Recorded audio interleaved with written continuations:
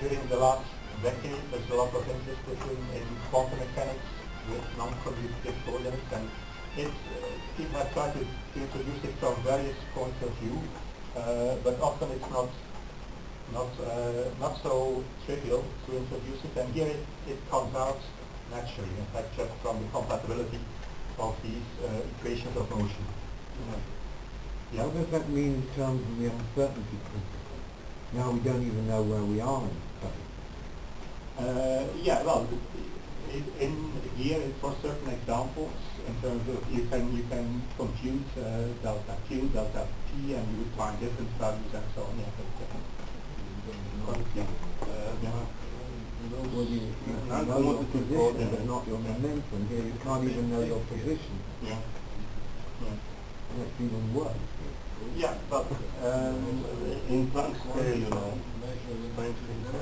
Yeah, but you have your positions as operators and momentums as operators as usual, and okay, you can compute their eigenvalues, the spectrum, the distribution, and so on. That's the same as in. You can compute them, but I'm just saying what I'm saying is that you've increased the uncertainty of life. Yeah, that's right. Yeah. Why do you know that you decrease it? Well, maybe you decrease it too. Yeah. Indeed. I mean, you have something, as already clear from that first very simple example, you have something extra. You have an extra parameter P, which comes out of this in terms of computation. Yeah. Anyway, let me. There is the question. Yes. My question is, the thing you get here are really things you can measure. I mean, Born propensity rules tells you something about the eigenfunctions and how they are related to probability, etc. Now, what you get here is different from what the standard textbooks. So, in principle, one could check what type of activity, what type of commutation relations one should accept as physically correct. Yes, I guess so. But then I'm not a physicist, and I can't measure things, so to say. But yeah, but it's a nice thing about the theory that it gives you something that you can measure. Something, it gives you something. It's already discussion. I think that's more of a I would say it's more of a phenomenological discussion. But if you say these things can be measured exactly, then okay, then it can be compared. Yes. Anyway, I've tried to give an overview of some of the work that Palev has done on this topic of Wigner quantization, and I'm not going to go in details to this, but as you see, he used already a number of least superalgebra solutions for certain Hamiltonians. He also used certain specific least superalgebra representations to describe solutions and study properties. In this topic he worked a lot with his student, Nelly Stoilova, and then later on Nelly Stoilova came to work with me. She's still in Ghent now, and that's how I also got involved in this topic, and also because these superalgebra representations were my background. And we, some other people are working on related problems, and I was a student who studied even some very simple Hamiltonians where still interesting mathematical things are coming out. Now, let me, just to give you a better feeling of what kind of problems arise, let me go to an example, that of the Hamiltonian of the n-dimensional non-isotropic harmonic oscillator, described here by some mass m and some momentum position operators. So in this case, well, first of all, maybe I forgot to mention this, but canonical commutation relations, because of the way it's constructed, they always imply the compatibility conditions. So certainly this theory, if one can call it theory, is not in contradiction with canonical quantization. It's just generalizing it. Canonical quantization is always a special case of Wigner quantization. So let's, for this example, explicitly construct these compatibility conditions. So Hamilton's equation is just derivatives of that simple Hamiltonian that I showed you, Heisenberg equations, and then you put the right-hand sides equal to one another. These are the compatibility conditions. And since I've worked here with a non-isotropic oscillator with positive frequencies, different frequencies of beta j, they appear in these relations. These relations look a bit ugly maybe, but if we just redefine our physical operators by new operators aj plus or minus in the following way, then our Hamiltonian can again be written as a sum of anti-commutators of these operators here. And the compatibility conditions take this rather nice form. So they are triple relations in terms of these two n generators, aj plus and minus. And self-adjointness for the operators p and q means we have certain star relations for these operators aj. So the algebra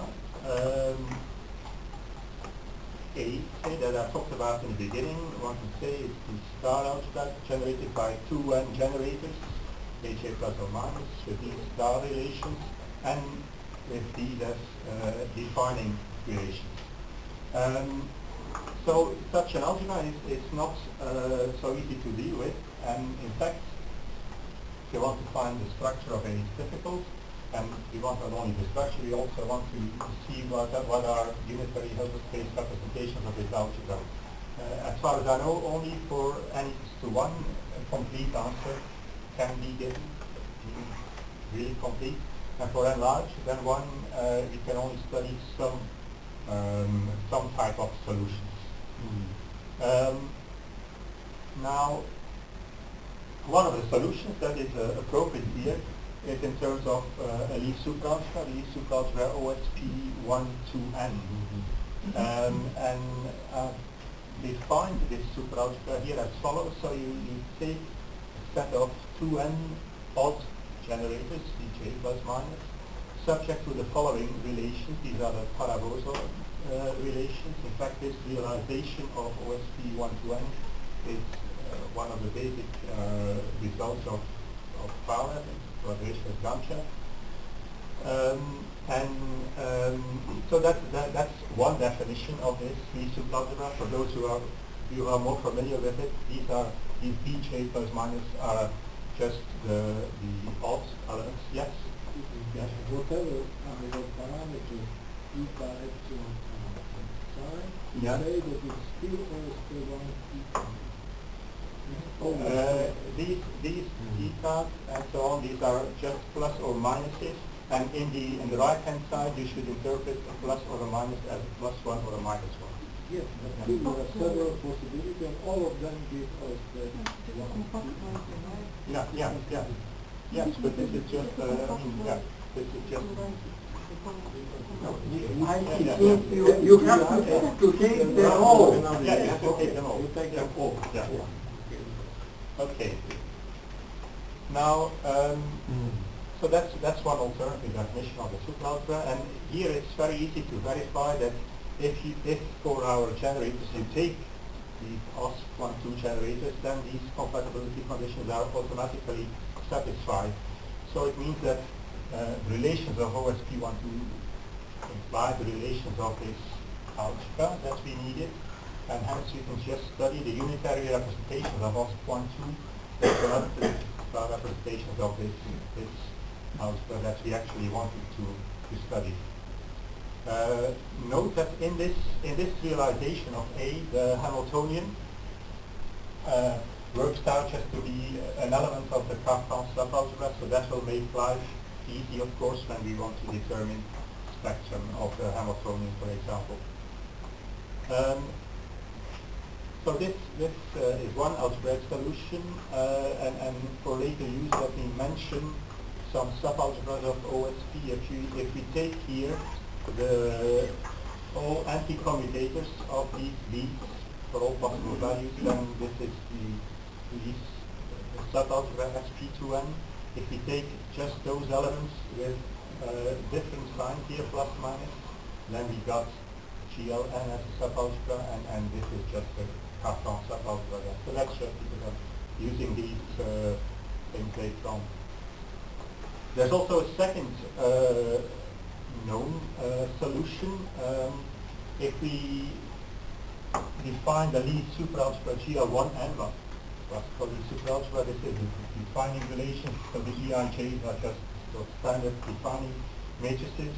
And this is run here from 0 to n, and the EJ0, E0J are the odd generators. All around are even. Then we can take as solution for our operators, again, these odd generators up to certain constants, and there are some minor difficulties here, because in order to be a proper solution, there should be certain factors here depending on these omegas, and in fact the elements beta here are certain averages of these omegas. In general, they can be, some of them could be positive, some of them could be negative. In case you are in the isotropic case, all of them are positive, fortunately. And in that case, for example, if all of them are positive, then it means we have these signs are positive. It means that in that case we have the usual star relations, and then we are dealing with the real form U1N of GL1N, where the unitary representations are finite dimensional. If this is not really the case, we are dealing with another real form, and then unitary representations will be infinite dimensional. Okay.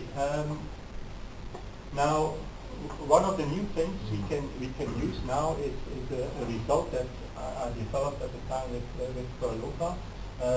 For these OSP12 OSP12 for this OSP12 algebra, these unitary representations, they're infinite dimensional, and they were not known at the time, and we managed to construct fairly explicitly, including actions of generators and so on. We managed to construct a class of representations called a VP. They have row straight P over 2 and so on. And they are unitary irreducible representations if P is an integer up to n minus 1, or if P is larger than n minus 1. And if P is larger than n minus 1, then they are just Varna modules. The Varna modules themselves are then irreducible, so it means they have then a very simple character. And this denominator here, it's like a well-known expansion in terms of Schur functions as lambda. It's the sum over all partitions lambda with the Schur function as lambda in terms of these variables x, j. So the lambda are just partitions, say like things like 41. Often one would depict these by Young diagrams for 1, and notation that I will use is the length of lambda, which is just the number of rows in such a Young diagram,